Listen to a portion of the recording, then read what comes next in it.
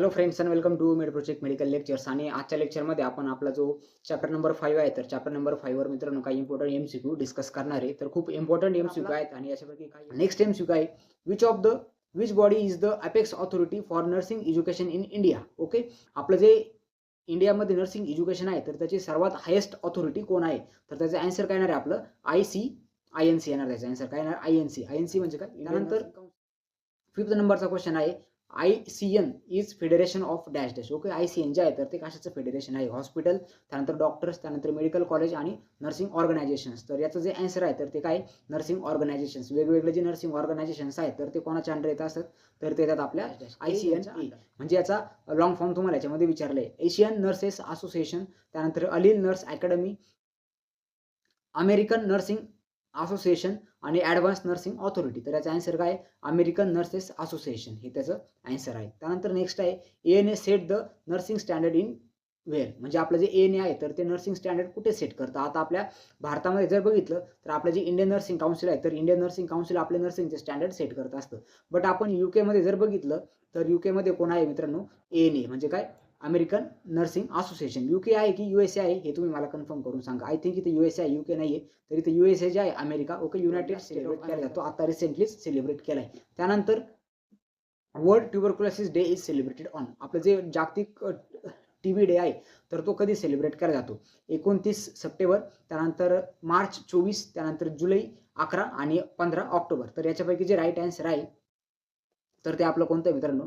24 मार्च जे आहे तर 24 मार्चला आपण जो जागतिक ट्युबरक्युलोसिस दिन जो आहे तर तो आपण सेलिब्रेट करत असतो. त्यानंतर 14 नंबरचा एमसीक्यू आहे बघा, world AIDS day is observe on. आपला जो एड्स डे आहे, जागतिक एड्स दिवस, तर तो कधी सेलिब्रेट केला जातो? 10 ऑक्टोबर, त्यानंतर 14 नोव्हेंबर, त्यानंतर 1 डिसेंबर आणि 29 सप्टेंबर. तर हा पण तुमचा मित्रांनो एक 5 स्टार एमसीक्यू मध्ये कन्सिडर केला जाऊ शकतो, कारण की हा पण इम्पॉर्टंट टॉपिक आहे. आणि 1 डिसेंबर जे आहे तर 1 डिसेंबरला आपण काय करतो? आपलं जे एड्स डे आहे तर तो सेलिब्रेट करत असतो. त्यानंतर world mental health day is on dash dash. आपलं जे वर्ल्ड मेंटल हेल्थ डे आहे तर तो आपण कधी सेलिब्रेट करतो? 15 ऑक्टोबर, त्यानंतर 29 सप्टेंबर, त्यानंतर 10 ऑक्टोबर आणि 14 नोव्हेंबर. तर हा जो डे आहे मेंटल हेल्थ डे तर हा आपण 10 ऑक्टोबरला मित्रांनो सेलिब्रेट करत असतो, हे त्याचं आन्सर आहे. त्यानंतर 16 नंबरचा एमसीक्यू बघा, तर याचा आन्सर काय असणार आहे? आपलं जे 14 नोव्हेंबर आहे तर 14 नोव्हेंबरला आपण डायबिटीज डे, मधुमेह दिन, जागतिक मधुमेह दिन म्हणून सेलिब्रेट केला जातो. आणि 20 नंबरचा क्वेश्चन आहे, international women's day is celebrated on. तर इंटरनॅशनल विमन्स डे आहे तर तो आपण 8 मार्चला सेलिब्रेट करत असतो. आय थिंक हा टॉपिक सर्व तुम्हाला माहीत असेल. ओके, तर अशा पद्धतीचे हे काही 20 इम्पॉर्टंट एमसीक्यू. त्यानंतर डब्ल्यूएचओ, तर हा टॉपिक मी काल तुम्हाला सांगितला होता होमवर्कसाठी, तर याच्यावरती 2 इम्पॉर्टंट एमसीक्यू आहेत तर ते मी आज याच्या पीपीटी मध्ये मित्रांनो ऍड केलेत. Okay, the headquarter of WHO is located at.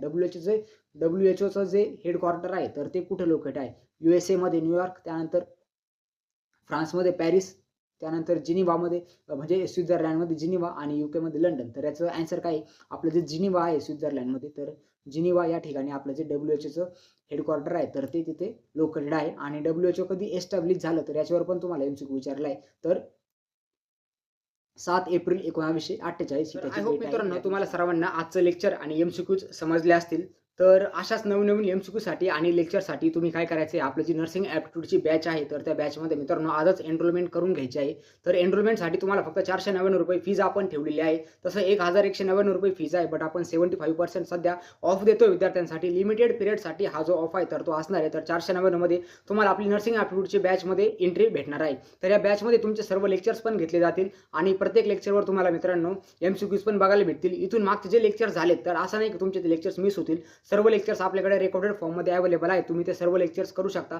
आणि बॅचचा ॲक्सेस तुम्हाला मित्रांनो एक्झामिनेशनच्या दिवसापर्यंत दिला जाईल. म्हणजे तुम्ही एक्झामिनेशनपर्यंत कधी पण एक लेक्चर 4-4, 5-5 वेळेस बघू शकता, प्रॉपरली स्टडी करू शकता. नर्सिंग ॲप्टिट्यूड हा असा सब्जेक्ट आहे जो 20 मार्काला विचारला जातो आणि खूप इझी सब्जेक्ट आहे जर याचा प्रॉपर अभ्यास केला तर. आणि तुमचे नर्सिंग सीईटीचे जो स्कोर बूस्ट होणार आहे तर ह्या सब्जेक्टमुळे मित्रांनो तुमचा स्कोर आहे तर तो बूस्ट होणार आहे. तर लवकरात लवकर आपल्या बॅचमध्ये मित्रांनो एनरोलमेंट करून घ्या. एकदम नर्सिंग ॲप्टिट्यूडचं कन्साइज करून जे मटेरियल आहे तर ते तुम्हाला याच्यामध्ये डिस्क्रिप्शनमध्ये प्रोव्हाइड केलं जाईल. आणि आय थिंक तुम्ही जर आपले लेक्चर जर जॉईन जर केले तर तुमचा नर्सिंग ॲप्टिट्यूडचा स्कोर हा 18, 19, 20 ह्याच पद्धतीमध्ये असणार आहे मित्रांनो. तर तुमचे ओव्हरऑल पर्सेंटेज आहे तर ते बूस्ट होण्यामध्ये नर्सिंग ॲप्टिट्यूड तुम्हाला हेल्प करेल. याचा सिलेबस आपले जे स्टुडंट आहेत तर त्यांच्यापर्यंत पोहोचलेला नाही आहे, त्यांना प्रॉपरली भेटत नाही आहे. म्हणून आपण मागच्या वर्षीचे जे क्वेश्चन्स आहेत तर ते सर्व क्वेश्चन ॲनालाइज करून सिलेबस डिझाईन करून आपण सर्व मित्रांनो क्लासेस ॲज वेल ॲज त्याच्यावरती MCQ प्रॅक्टिस सर्व घेत आहे. आणि आपल्या ह्या बॅचमध्ये सर्व तुम्हाला सुविधा भेटतील, ज्यामध्ये तुम्हाला MCQ प्रॅक्टिस होईल. डेली तुम्हाला लेक्चर्स बघायला भेटतील. एक लेक्चर तुम्ही 4-4 वेळेस सुद्धा बघू शकता, काहीच प्रॉब्लेम नाही आहे. तर लवकर तुम्हाला जर बॅचमध्ये ॲक्सेस लागत असेल